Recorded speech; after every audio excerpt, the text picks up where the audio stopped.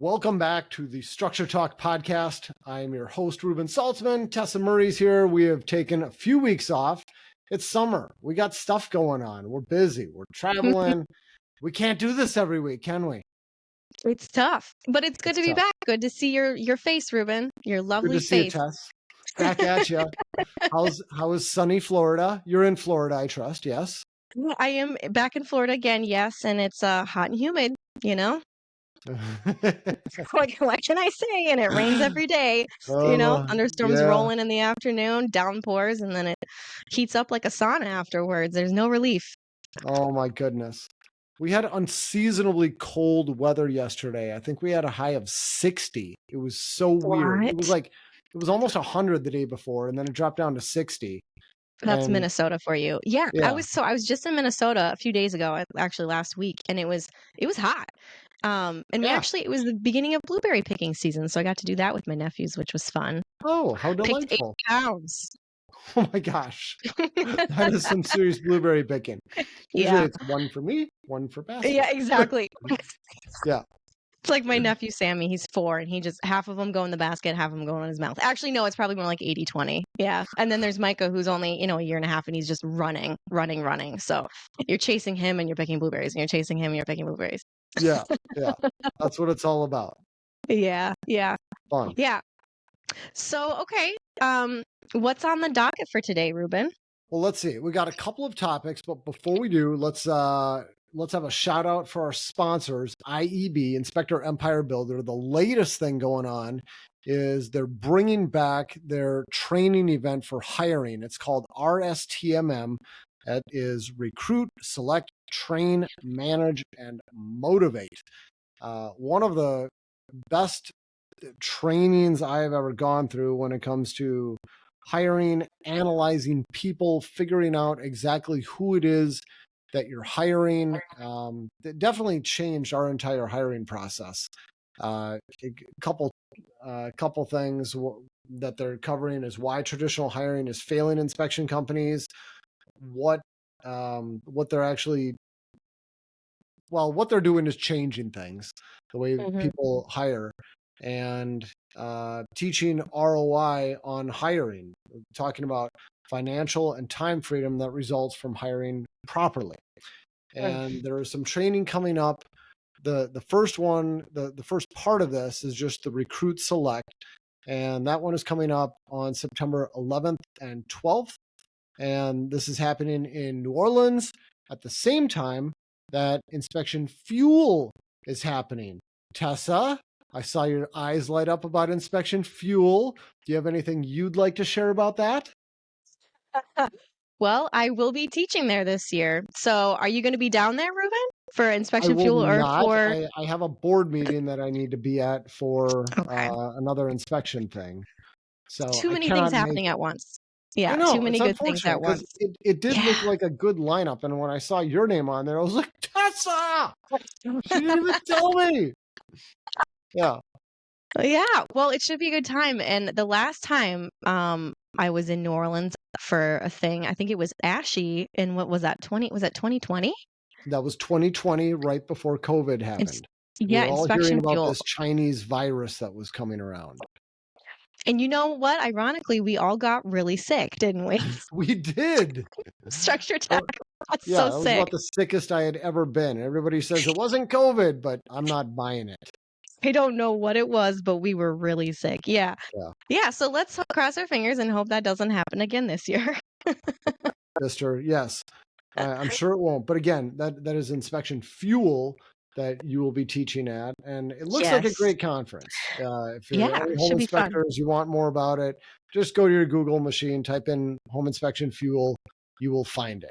Looks like Yep. a power-packed lineup for that conference. Yeah, should be good. All right, so topics at hand. Today's topic comes from a listener request, and it was to talk about what we do when we're inspecting condos, because it can be all over the board. I mean, you just inspect paint to paint. That is traditionally what a condo is. That's how much you own. And once you get outside the paint, it's no longer yours. or do you inspect the whole building, or do you do something in between? So I thought it might be fun to talk about what our process is for inspecting a condo. But before we get into that, more water heater woes. This will be No. this will be like episode 237 where we've talked about water heaters. I don't know why I'm so fascinated by them, why I have so much to talk about with water heaters, but it's just never ending. You know So, what? It's gotta be the hard water in Maple Grove. It's making your life harder, Reuben. Tessa, I'm sure you're right. So, What happened this time? all right, so let me just set the stage. We'll just kind of recap some of our recent discussions. My Yeah. water heater last failed 4.5 years ago. I got a power vent water heater and I ended up replacing it. I went to Home Depot, got a new one, and I bought an extended warranty this time. Home Depot has these extended warranties. It's like, I don't know, $70 or something like that. And they give you a 5-year extension on the manufacturer's warranty. It's just 5 years right on top. So the power vent water heater comes with a 6-year warranty. You buy another 5 years for $70 and everything is covered for another 5 years. I thought, y'all are fools. This is the greatest deal on earth. You're like, you don't know where I live. That's the best $70 you've ever spent. Oh, well, that's what I thought. To be continued. Hold on. Hold on. We'll get there. That's what I thought at the time. So fast forward to, in the middle of this, we did a podcast. We had Tim Hammock on. We were talking about anode rods, and I ended up checking the anode rod on my water heater about 6 months ago or so. I just wanted to inspect it, see how much was left. It was completely gone, 100% depleted. It was just a metal rod where all of the magnesium should have been. And I have no idea how long ago it failed. Maybe it failed after a year, maybe 2 years. Who knows? You checked it after the water heater was only installed. It's only been there for what, 3 years, and you checked it and it was gone? No, I checked it after 4 years. 4 years, okay. It was right after we did that podcast with Tim. Wow. And I ended up buying an impact driver so I could, or not an impact wrench, excuse me. I bought a Milwaukee impact wrench to get my anode rod out, and it was gone. So I installed a powered anode rod, and I thought, at least this should help, but who knows? I think I'm already kind of on borrowed time, given the fact that my anode rod was totally depleted, and for who knows how long. Yeah. So I thought maybe this will help. I don't know if it helped or not, but my water heater started leaking a couple of weeks ago. There's water all over the floor.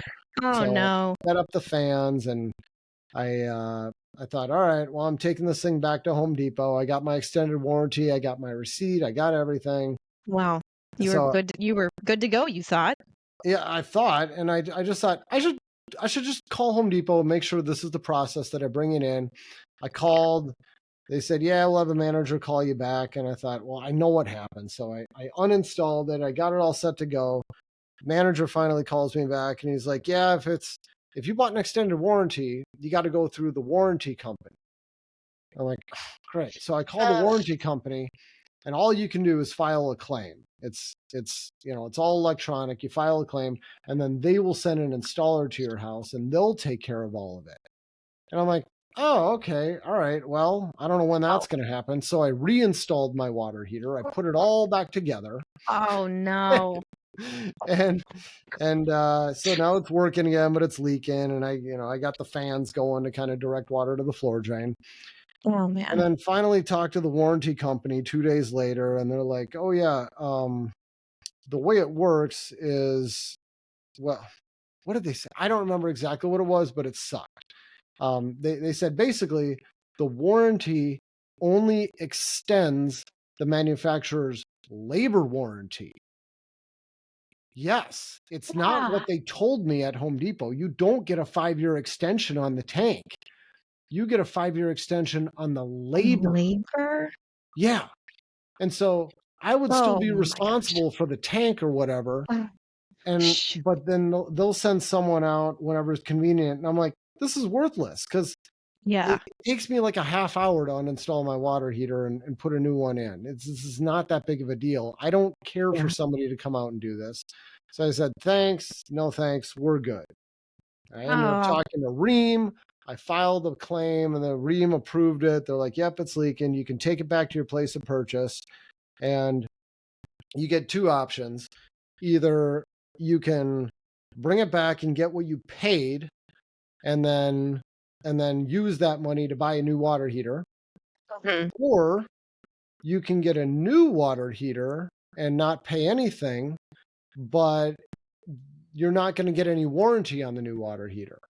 And at first I was a little flustered, but once I thought it through, I kind of realized, yeah, I guess it's fair, because if you buy a water heater and it fails every 5 years, you could get new water heaters in perpetuity. So, you could buy one water heater, you could just keep replacing every 5 years for 30 years and not pay a dime, which is not fair to them. So I thought, okay, I guess it's not what I had in my head, but logically it does make sense. So I ended up going back to Home Depot. I got back what I had paid. No, I was supposed to get back what I paid. I paid like Yeah. $800. The prices on new water heaters, guess what it is for a power vent water heater? Same thing, 50-gallon power vent, 6-year warranty. What do you think they're charging? This is like what, 4 years later? Four 5 and a years half later? years later. 4.5 years. I'm gonna say 1,300. You're really good, Tess. 1,400. Yeah, they're 1,400 now. So I go to return it. Ouch. The cashier rings it up and he's like, yep, you get a refund of like $12.50. I'm like, no. You're not supposed to give me $12.50. The receipt says this. You're only supposed to give me what I paid. And he looks at me. He's like, don't argue. Okay. Zip it, Reuben. Zip Yeah. He's like, this is what we're doing. I'm like, okay, I said my piece. it. So Wow. You can at least I sleep at night knowing you yeah, were trying to be fair and honest. Yes. exactly. I tried. I told him. You know, Um, karma for all the way that the system let you down, Reuben, on the extended warranty not being an extended warranty, having to take it yeah. apart, put it back together, take it apart, have to I get a new felt water like, heater every few yeah, years. There you yeah, go. There you exactly. go. And I was gonna make a thing about the warranty because I asked him too. I'm like, so if I buy a warranty, what does that get me? He's like, it's 5 more years on the tank and labor. And I was like, You're like, no, no, it's it's not. not. And I was gonna make a stink about that, but I just thought, you know what, he's giving me a lot more than I paid, a lot more than I should be getting. Let it go. Don't It is talk what about it the is. warranty. But I did not buy another extended warranty I was because gonna say yeah, that is such a man, that is so frustrating and such a bummer. And but I'm glad you got your claim received and yeah, approved through Ream yeah, because yeah. I mean your water heater failed kind of just in the nick of time, didn't it? For their I had another 5 or 6 year year and a warranty. half. Exactly. Okay, year Yep. and a half. But I removed the powered anode rod on my old one and I Uh-huh. installed it on the new one. And Oh I'm wow. hoping now this is going to give me way more than 6 years of life. But that remains to be seen. I will report back when this one fails, hopefully in 15 years. Or maybe I'll have Stay moved out of the house tuned. before it fails. Stay tuned. Yeah. We're Stay playing the tuned. long game on this one. Yep. Oh my goodness. Oh, I'm exhausted just listening to that, Reuben. Ugh. I know. Boring little Gosh. details, but No, had to not share it. boring. It's just I mean, that is real life. These are the things that just drain me. Like dealing with all these things that happen and like claims and insurance and having to stay on the phone or be put on hold for 30 minutes to find out it doesn't, apply to your Yes. situation. It's like, come on. Yes. Pun intended. That was good, Tess, right? Yes. Drains Yes. you. Yes. All Yeah, right. it does. Yeah, well It does. that's I don't have a huge problem with that stuff. Like I'm pretty good at that. I'm pretty diligent about getting on the phone and, filing my warranty and all that. But it's just Good for you. I'm with you though. It is If I could aggravating. hire that out, I would. If I could hire out that life stuff, I would. You need a personal assistant. I do. Yes. Yes. Well, luckily, I've had people in my life that like to do that as well. My dad is one of those people. He's always got the receipts. He's got the phone numbers. He's got the fine print down. He'll take the time for the phone calls. So, he's good at that. But That's good. yeah, never been a strength of mine. I'm like, fine, I'll just pay for a new water heater, okay? Yeah. And Yeah. I'm not Love it. installing it. And I'll say one other thing. I recorded the whole process. I made like a 35-minute video showing me completely uninstalling the old one, bringing it back, and then installing the new one. And I trimmed it down a little bit, did a bunch of editing so you don't see the boring stuff. It's just all the action. And I think it took me a Wow. lot more time to move my camera and set up the different angles and lighting than it did to actually do the work. But made a nice long video showing how all this is done. So if anybody's curious, like, do I think I could replace a water heater? It just takes you through the steps. It's not a 100% how-to, but it gives you a really good idea of what's involved in replacing it. And I don't think it's as big of a deal as a lot of people think it is. It's certainly not worth thousands and thousands of dollars like some plumbers charge. Well, Reuben, you have that can-do attitude, and I appreciate that and I respect that. You are dealing with disconnecting gas lines and exhaust vents and plumbing and electrical Yeah, stuff, I'm assuming. So you're dealing with all of it. you want to get it right. Yep, You do. yep, for sure. And If you're not confident, then don't do it, is what I say.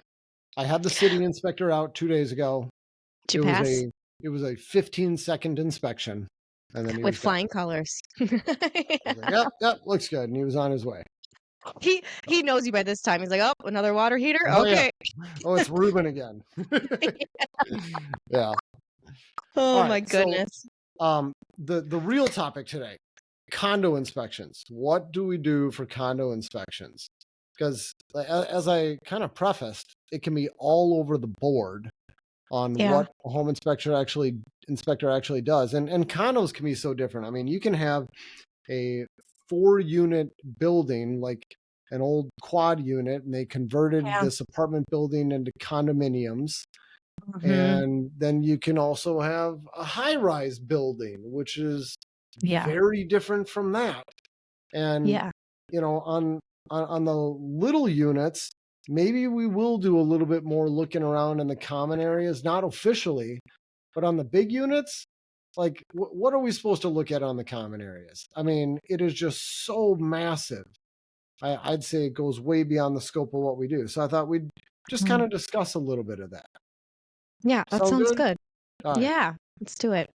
All right. So for pricing, obviously we charge less for condos because officially we don't inspect any of the common areas. For a condo, we really are just inspecting the interior and a little bit of the stuff that might be outside of the condo unit.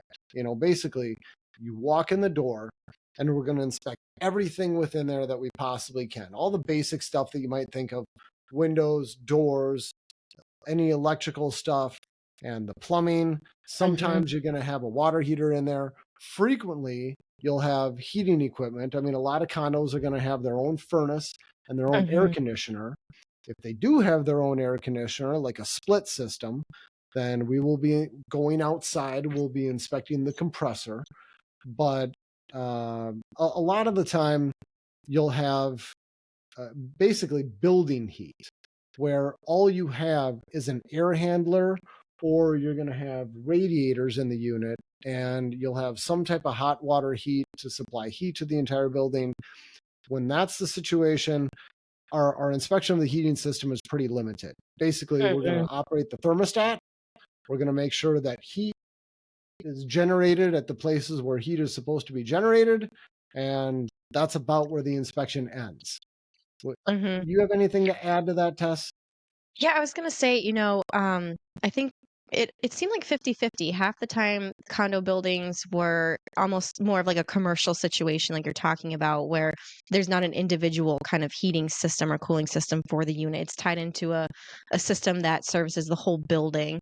And so you just have your thermostat in the unit. And so we do what we can. But the other half of the time, yeah, you would have your own, maybe mini split system or furnace or AC for the unit that we try and inspect. But sometimes we can't even inspect that fully, because I remember or recall a few times, going to a condo inspection where it would be a split system AC.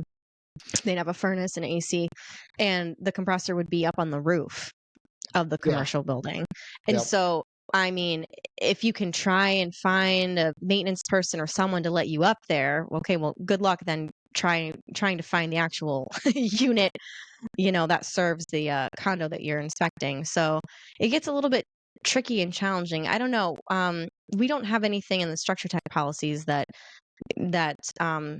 has us trying to go above and beyond with trying to get access to the roof or to any other space at the building, do No, we? it's kind of common sense. Do whatever you can. If there's a way you can get to the roof, get to the roof. If there's a, it's exactly what you said. If there's a maintenance Yeah. person, try to get in contact with them. But really, if you're gonna 100% get this done every single time, then the person buying the unit and the real estate agents and all that, they need to know how the system is set up, and Mm. nobody ever knows any of that information. So true.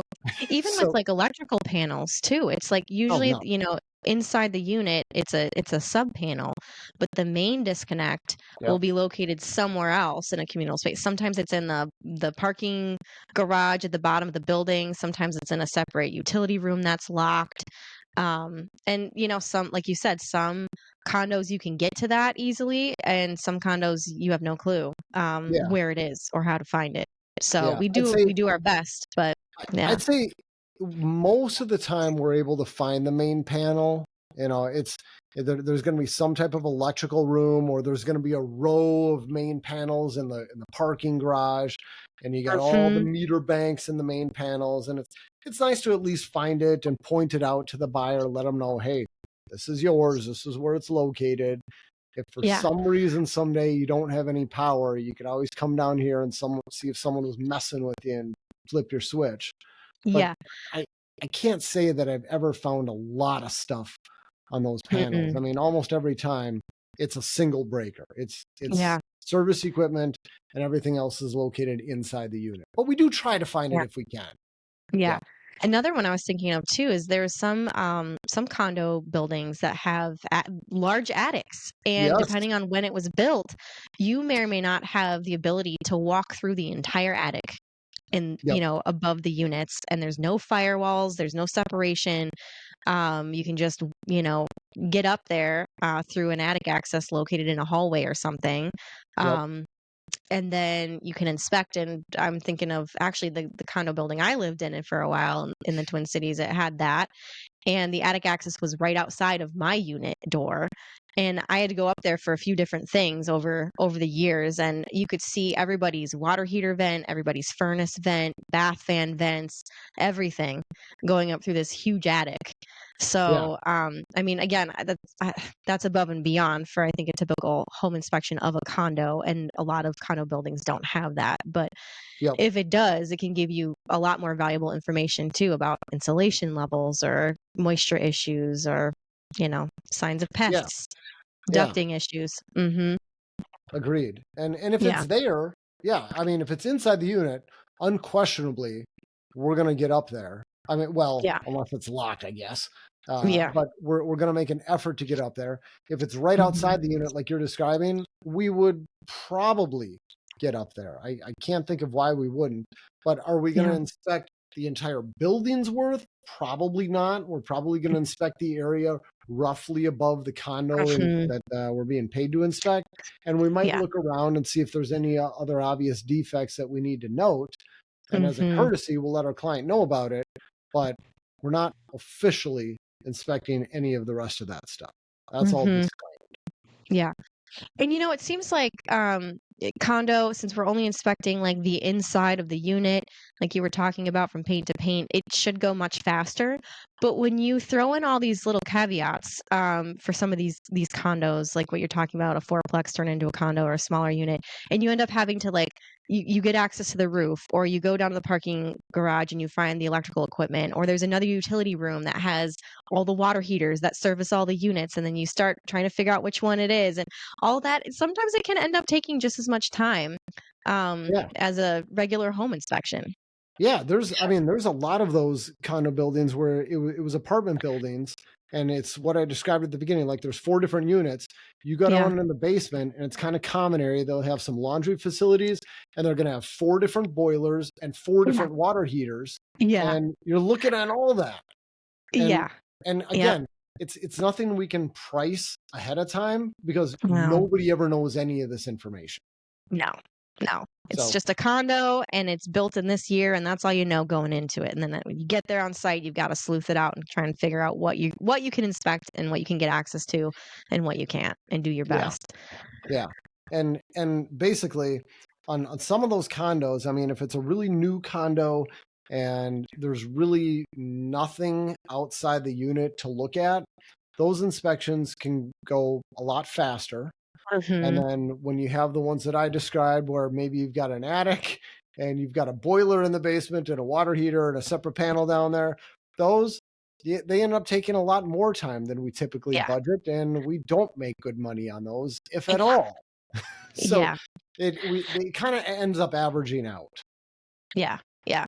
And I don't know if there's kind of a typical stance Structure Tech has when you're talking to the buyer, but I would always kind of try and tell them, well, we're inspecting your unit, but in terms of exterior maintenance and whether or not you need a new roof and when and who pays for that and who's going to cover the chipping peeling paint on the windows, you need to check with your real estate agent and you need to look at the what do you call it? The not the The association docs. association docs, yes, and bylaws, and try and figure out, what kind of financial situation the association is in. Can they afford these things? Yeah, Have they been staying on top of the maintenance stuff?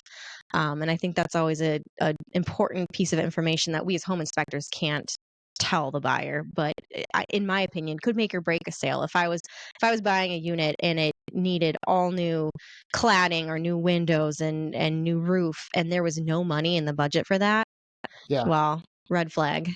I totally agree, Tess, and that's something I think we almost always try to do is just take a look at the outside. I mean, even if it's a high-rise building and Yeah. you're seeing these big stains coming down, you see a bunch of windows with broken seals, or if there's Mhm. a roof you can get at, you see that it's toast. You see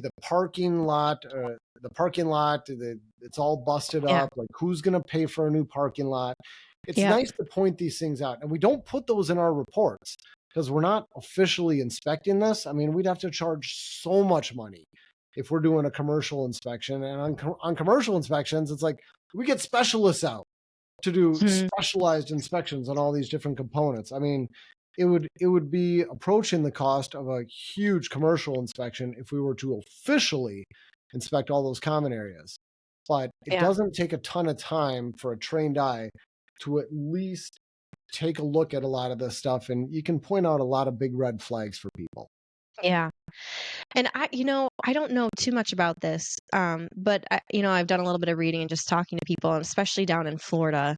Um, the landscape is changing with a lot of condo laws and regulations, and they're requiring, inspections of buildings that are, a certain age or older, and, required repairs and maintenance and everything. And so there's a lot of, and this is because of the condo that, where was it? What city in Florida where it collapsed? There The was an deck, ongoing right? issue.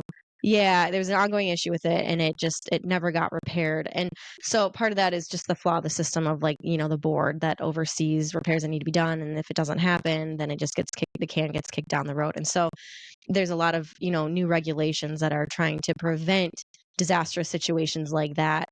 And I think there's a lot of older buildings that are in disrepair because the associations haven't been maintaining them properly. And so Sure. now they're at a point where someone has to fix them and they have to be inspected and they have to be approved. And so there's a lot of older buildings that I think people are trying to sell and get rid of their unit because they see big expenses coming up. Um, hundreds of thousands of dollars. And so they're either trying to rent it or sell it or get out of the market. Yeah. And I don't know if we're seeing that at all in Minnesota, but No, I would no. not I'm yet. not Okay. I've not been seeing any type of required inspections on condos or common areas on decks or any of that. Yeah. Yeah. Yeah. No. Okay. But you know what? That does bring something else up that we didn't touch on is what about Yeah. inspecting the patio or the deck Good when you got a point. condo? What would you do for Good those? point. Well, if it is, yeah, if the condo has a little patio or a deck, then I would include that in their unit. So I would definitely try to inspect that too. And usually just Yep. looking at the door and the railing and the exterior. Maybe there's an outlet out there and checking to make sure that that's working and is GFCI protected. And, just all together, just general kind of, you're looking at the exterior of the building for that portion Yeah. of I the agree. unit. Because it's Yeah. so intimate. It's like, this is only your exterior. Nobody else is Yep. messing with your patio. Yep. So I agree. I would Yeah. always do the same thing. I think we all do. Yeah. Yeah. Try to anyways. Be as thorough as we can with the actual condo unit inside and outside. Yep. Well, that's really all I can think of for condos, Tess. Is there Yeah. what am I missing? Well, so this is 2025. What do you typically charge then for a condo inspection? No idea. Okay. Sorry. Go to our website if you're curious and you're listening. Go to the Structure Tech's website. website. We have pricing. If I was gonna guess, I Yeah. think we have a $95 discount Okay. on whatever it would be if it were a single family home. Yeah. Let's see. So it's still based on age and square footage, but there's a condo discount. Yeah. It says for condos, you need to contact our office. Pricing starts at $360. And Okay. I'm just curious if I were to That's do more affordable than I was thinking it would be, actually. Yeah, that's about $100 less than our base price of a home inspection. Yeah. Yeah. Yeah. So I think that's about what it is. We subtract about $100 for not having to inspect the common areas. Yeah. Yep. Okay. Well, All right. that's good. I'm sure there's probably some topics or questions that people have maybe that are listening that we didn't cover. So if there's something we didn't talk about you want to hear us talk about, how can people reach us? Please email us podcast@structuretech.com. Again, that's podcast@structuretech.com. We read them all. We love hearing from you. We do. Thanks for listening, Tessa, everybody. how can people find you? Thanks, Reuben. I have a website you can go to. It's called yourhousecoach.com, and all my contact information is on there. Sweet. I'd love to hear from you too. All right. Well, great to see you, Tess. And good to see you hope too, the rest Reuben. of your summer's going well. And I think we'll be doing a podcast next week. Sounds good. Neither of us are gone. And Sounds good. we will catch everyone next time. Take care. See ya. Bye.